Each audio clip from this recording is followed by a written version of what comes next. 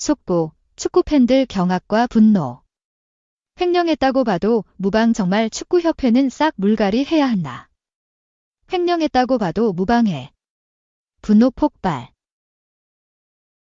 대한축구협회 회장 정몽규의 감사 및 해체를 요청하는 국민청원의 동의수가 개시 10일 만에 5만 명을 돌파하며 성립 후 동의 진행 단계로 넘어갔다. 28일 기준 대한민국 국회 국민동의청원 게시판에 올라온 대한축구협회 감사 및 해체 요청에 관한 청원은 현재 5만 15명의 동의를 받았다.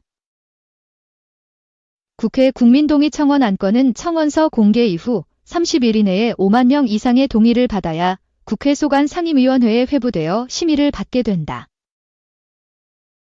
해당 국민청원은 최근 벌어진 홍명보 전 울산 HD 감독의 국가대표팀 사령탑 선임 과정이 기폭제가 되어 올라왔다. 앞서 축구협회는 지난 13일 홍 감독의 한국 국가대표팀 사령탑 선임을 공식으로 발표했다. 그보다 앞선 7일에는 이미 홍 감독이 내정되었다는 공식 발표가 축구협회로부터 전해졌고 8일에 공식 SNS에 업로드됨으로써 사실상 선임 작업이 끝났다. 한국 대표팀 감독석은 논란 많았던 위르겐 클린스만 전 감독이 경질된 후 5개월가량 비어 있었다. 축구협회는 5월 안에 웨인 감독을 정식으로 선임해 A매치 대표팀을 이끌 것을 축구 팬들에게 약속했다. 그러나 지지부진한 협상력으로 5개월이 의미 없이 흘렀다. 축구협회는 약속을 지키지 못하고 K리그 팀에서 홍명보 울산 전 감독을 빼와 사령탑으로 세웠다. 홍 감독은 그간 울산을 지휘하며 언론의 국가대표팀 사령탑 내정 후보군으로 오르내리는 것을 불쾌하게 여겼다. 언론을 통해서는 노골적으로 부정적인 감정을 표하기도 했다. 그러나 지난 5일 웨인 감독 후보군 면접을 보고 돌아온 이임생 축구협회 기술총괄이사의 2시간여 설득 끝에 마음을 돌려 지휘봉을 잡았다. 이 과정에서 대표팀을 이끌 마음이 없던 홍 감독이 그 어떤 준비 자료도 면접 절차도 없이 선임되며 특혜 논란에 불이 붙었다. 또 박주호 전 축구협회 전력강화위원이 유튜브 영상을 통해 폭로한 허술한 행정 절차와 폐쇄적인 운영을 하는 인사들의 실태를 밝히며 상황이 극대화됐다. 이후 지난 22일 축구협회가 급하게 해명문을 발표했지만 특혜 논란을 사실상 자인한 셈이 됐다. 이 모든 과정을 지켜본 축구팬들은 국회 국민동의청원 게시판에 정부 차원의 축구협회 감사와 해체 건의를 하기에 이르렀다. 지난 17일 해당 국민청원을 올린 게시자는 축구협회는 최소한 공적기관으로의 양심이 있다면 새 감독 선임을 위해 진정성을 보여야 했다며 정몽규 축구협회장과 전력강화위원들은 사리사욕에 눈이 멀어 해외 감독을 선임하려는 것처럼 눈속임을 했다. 고 긴 성토글을 올렸다. 한편 해외 코치 선임 작업 및 선수단 면담 후 지난 25일 귀국한 홍명보 대표팀 감독은 29일 오전 11시 공식 기자회견에 나선다. 2B11 현장 홍명보 감독 연령별 대표팀 지도자와 워크샵 통해 축구 철학 공유 시작. 홍명보 한국 축구 국가대표팀 감독이 연령별 대표팀과 연계를 위해 워크샵을 통해 연령별 대표팀 코칭 스태프와 교감을 나눈다. 홍 감독은 지난 7월 31일 오후 4시 30분 부산광역시 기장군 기장월드컵 빌리지에서 치러지고 있는 한국 U-19 축구 국가대표팀 부산 전지훈련 현장을 찾았다. 이창원 감독이 이끄는 한국 U-19 축구 국가대표팀은 오는 9월 쿠웨이트에서 열리게 될 2025 AFC 중국 U-20 아시안컵 지역 예선을 대비하기 위해 K리그 올스타 브레이크를 활용해 전지 훈련 중이다. 홍 감독은 U-19 대표팀 훈련 현장을 찾았다. 아직 기량이 완숙하지 못한 선수들이 대부분이라 당장 A 대표팀에서 활용할 자원이 있는 건 아니지만 홍 감독은 취임 기자회견 때 강조한 연령별 대표팀과 축구 철학 및 전술 공유를 위한 첫걸음이라는 의미에서 현장을 찾은 것이다. 당시 홍 감독은 대표팀 전술이 연령별 대표팀에도 적용한다면 연령별 대표 선수가 좋은 기량을 보였을 때 전술 적응 필요 없이 곧장 대표팀에 들어오면 된다. 그게 연계성의 장점이라며 이는 대표팀 감독직을 수락하는 과정에서도 중요했다. 20세든 21세든 선수들이 있는 곳이면 달려가서 대표팀 경기를 할 수 있을지를 체크하겠다라고 말한 바 있다.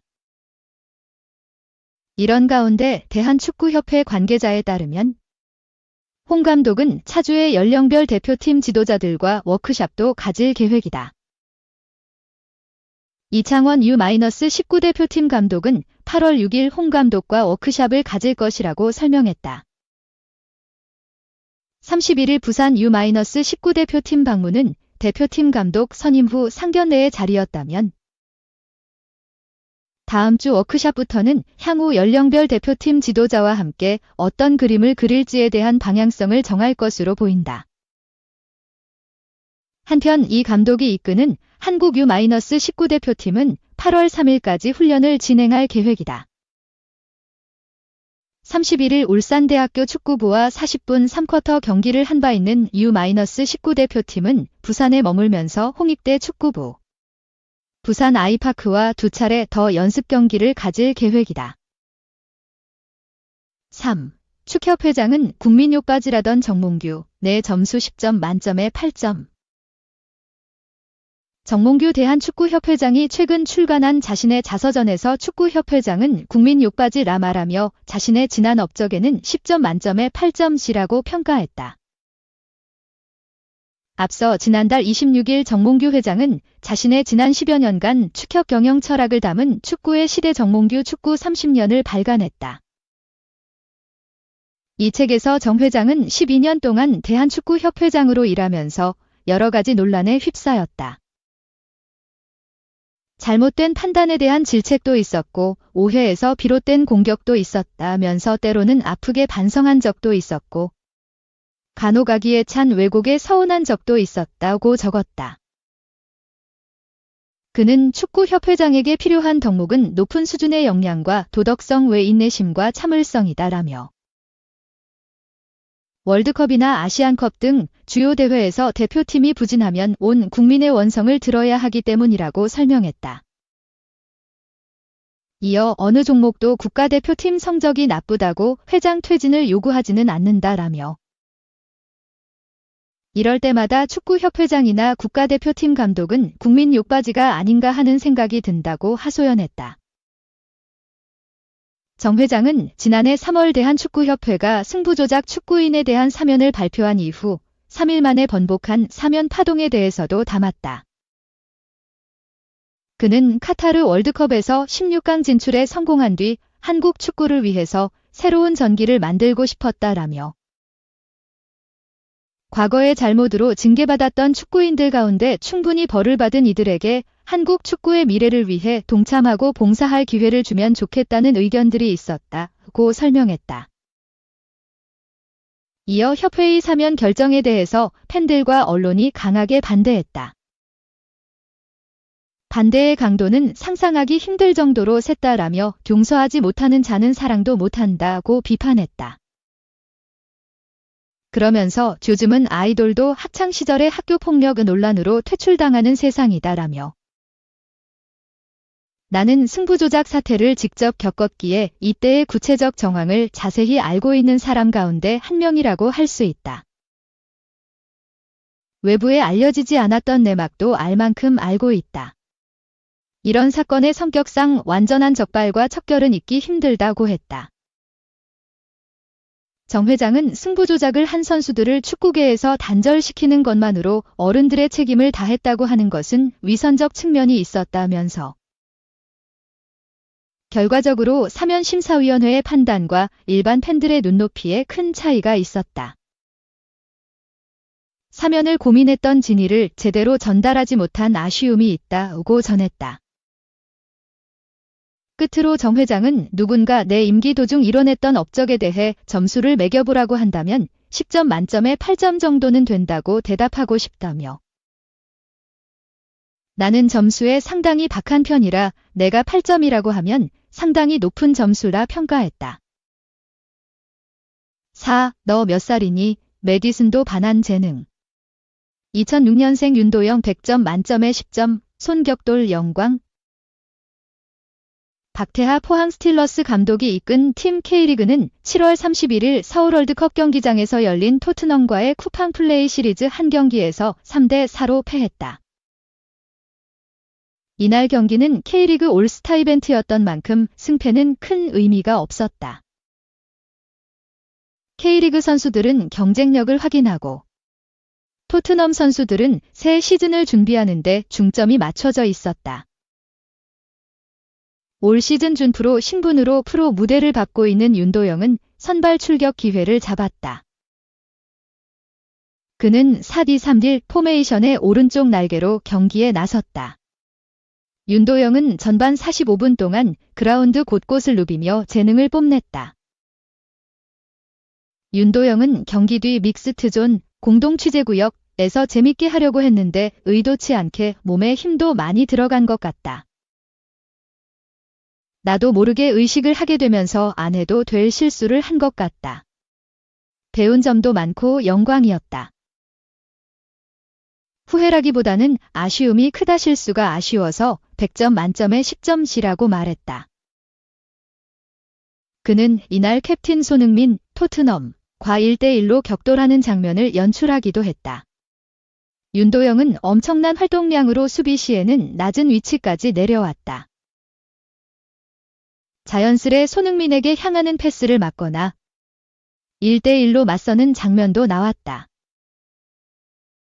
그는 우리 수비 지역이라서 어떻게 해야 할지 몰라서 버벅거리다가 연결하지 못했다. 나도 생각지 못하게 1대1 상황이 나와서 좋았다. 영광이었다며 웃었다. 윤도영은 전반 26분 토트넘 공격 상황에서는 공을 잡은 손흥민을 홀로 막아내기도 했다. 윤도영의 발에 살짝 걸려 넘어진 채 손흥민은 페널티킥, PK, 이 아니냐며 손으로 그라운드를 내리치며 강한 아쉬움을 드러냈다. 윤도영은 머쓱한 듯 손흥민에게 다가가 손을 내밀기도 했다. 윤도영은 이 장면에 대해 죄송합니다라고 말씀드렸다. 그때는 뭐라고 안 하셨다. 하지만 경기 뒤 도영아. 그건 PK 맞잖아라고 하셔서 또 죄송하다고 말씀드렸다고 말에 웃음을 자아냈다. 그는 이날 절친 양민혁, 강원FC과 다시 한번 호흡을 맞췄다. 두 사람은 17세 이하 U-17 대표팀에서 함께 뛰었다. 이날 양민혁은 왼쪽 날개로 나섰다. 양민혁은 내년 1월부터 토트넘에서 뛴다. 두 사람의 호흡은 여전했다. 왼쪽에서 공을 잡은 양민혁이 반대쪽으로 쇄도하는 윤도영을 향해 전진 패스를 보냈다. 둘은 적극적으로 공격을 시도했다. 윤도영은 민혁이가 아무래도 좀 부담을 느끼는 것 같았다. 혹시 왼쪽이 불편하면 경기 중에라도 위치를 바꾸자고 했다. 민혁이에게 포커스를 맞춰주려고 했다고 말했다. 절친의 해외 진출에 윤도영은 내게도 관심이 좀 더 쏠리는 것 같다. 나도 주변에서 해외로 나가라는 좋은 말들이 들린다. 아직 많이 부족하다. 운 좋게 빨리 나가 거기서 어버버할 바에야 좀 더 성장한 뒤 내가 만족할 때 나가는 게 맞다고 생각한다고 말했다. 이날 윤도영은 자기 자신에게 박한 점수를 줬지만 주변의 평가는 후했다. 윤도영은 메디슨에게 칭찬받은 것으로 알려졌다. 경기가 끝나고 걷고 있는 윤도영의 뒤에 마침 메디슨이 있었다. 두 선수는 하이파이브를 하게 됐다. 윤도영은 메디슨이 내게 몇 살이냐고 물어봐서 민혁이와 동갑 친구라고 답했다. 계속 내게 굿 플레이어라고 얘기해줬다. 앞으로 더 잘하라고 덕담했다며 환하게 웃었다. 특별한 하루를 보낸 윤도영은 유니폼 교환으로 정점을 찍었다.